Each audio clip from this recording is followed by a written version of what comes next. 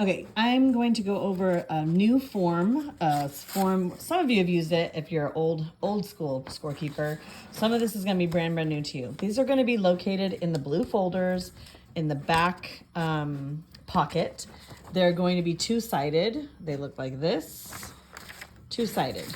You only need one paper per game. I will be providing 4 clipboards for the score keepers. So the expectation is that if you're running the scoreboard, that you can be helping your official book by also doing a pitch count. I mean, you're doing it up on the board anyway. So this would be, you'd get a clipboard, you'd take one of these sheets out. This is not going to be handed in to anybody. This is just for game time live action stuff. It doesn't have to be reported to anybody, but it is going to be helpful. So you'll fill out the top, Vacaville American. This is going to be helpful if you ever get asked to score keep in a tournament game. This is a non-negotiable. You have to do it in tournament ball. So it's good to practice now. So let's just say we have the Orioles and they're playing against the Mariners. I'm just making things up. And the date we're going to make up is 2/29 because, that didn't exist. And then you're going to do the same thing for the other side. I'm not going to waste time doing that, but you'll do the other side as well. So maybe put the actual team, so it would be the opposite. Instead of saying Orioles versus Mariners, it would say Mariners versus Orioles. So for the Orioles, you're going to put the pitcher's name and just the starting pitcher, because that's what you're going to know when your official scorekeeper gets the lineup. You can look at their book and see who the official starting pitcher is. You're going to write their uniform number, and then you're going to write their league age, okay? You're going to do the same thing on the other side for their starting pitcher. As pitchers change through the game, you are going to go ahead and write them in. You can, again, lean over and ask your official scorekeeper about the information. They'll share it with you. And it may not be in the moment that you ask because there may be a game happening, but in the downtime, you can quickly get that information. So the way you're going to do this is as the kids are pitching, and you can do this a couple of different ways. I'm going to show you a couple of different ways that I've seen it being used. I had to use it when I helped scorekeep in Dixon, and I've had to use it during tournament play. The official scorekeeper will not ever be using this way to count pitches. They are doing it in the way that it shows in the training videos when you're doing the pitch count in the book. So rewatch that video if you need to. But for scoreboard people with your little clipboard, and you can do this in, if you can do this form in pencil, because if you need to erase, that might be the smart way to do it. But right now I'm sitting here filming this video and I don't have a pencil near me, so I'm going to just go ahead and do it in pen. So a couple ways that you can do this is as the pitch is thrown, you can just be marking it just with an X. So he just did it, and then you're pushing the button, ball or strike, pushing a button, ball or strike, pushing a button, ball or strike. And you can keep doing that until the end of the inning. And then at the end of that inning, or the end of that half inning, when the home side is pitching, the visiting side is batting.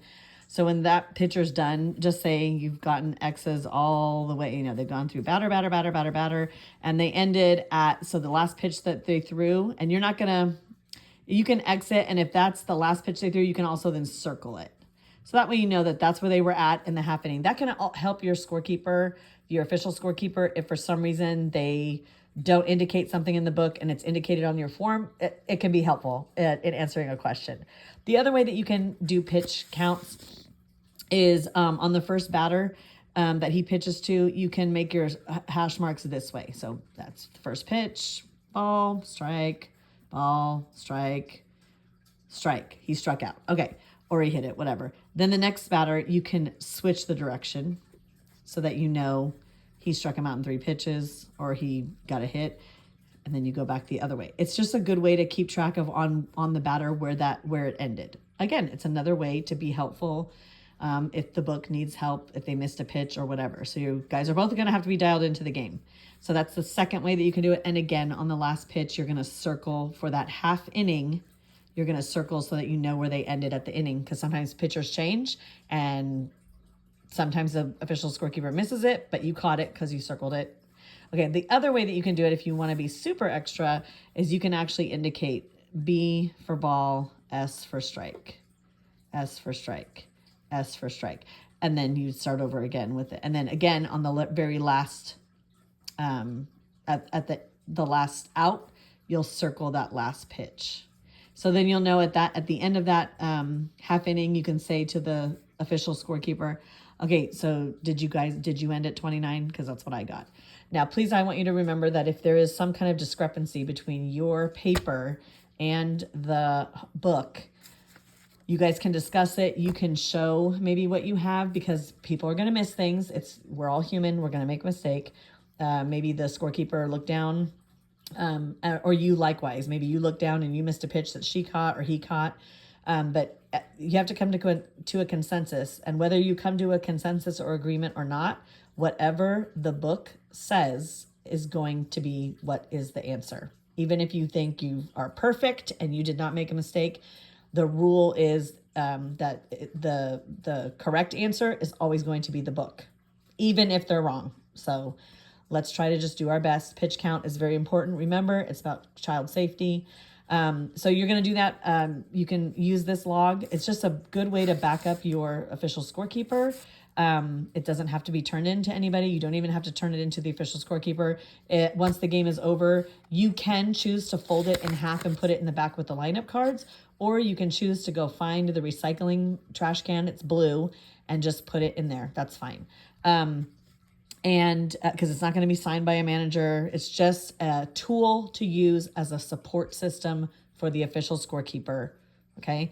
So as pitchers change, like I said, you're going to put the change in, and then you'll start over. That also helps, because sometimes it's not indicated in the book and they keep continuing to count that pitcher, and when they should have gone back to 1. And you as the scoreboard operator should be zeroing out whatever that pitcher that was retired, and then you're going to start the scoreboard pitch count back at 0. So that sometimes doesn't happen also. Okay, so please, let's start using this tool. We have not really been strict about doing it in the past. I know Central did back in the day when they were a league, and Little League, our district has adopted it.